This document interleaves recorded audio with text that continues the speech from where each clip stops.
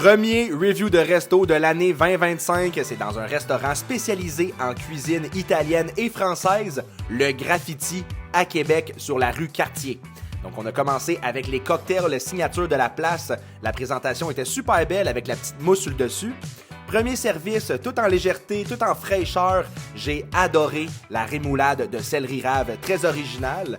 J'ai été très impressionné par le prochain service parce que le chef s'en vient lui-même à la table râper des grosses tranches de truffes fraîches et ça a été servi avec un vin rouge qui vient de leur célèbre cave à vin.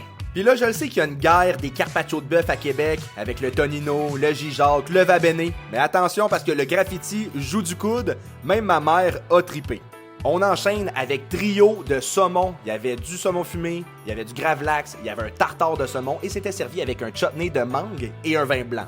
Là, le staff était enflammé, très énergique. On a eu droit à un trou normand avant d'enchaîner au plat de résistance. C'était des côtelettes d'agneau avec pétoncle et duo purée. Comme tu peux voir, mon père s'est explosé le snack. Comme tu le sais, c'est pas moi le plus grand fan de dessert, mais je dois admettre que la sélection de desserts au Graffiti est vraiment incroyable. Donc, il y a des gâteaux, ça c'est une tartelette à la lime, et le dessert qui m'a le plus marqué, c'est le gâteau avec ganache au chocolat et crème de café.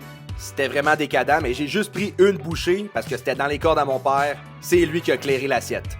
Donc, en espérant t'avoir donné envie d'aller manger au Graffiti à Québec, bon appétit!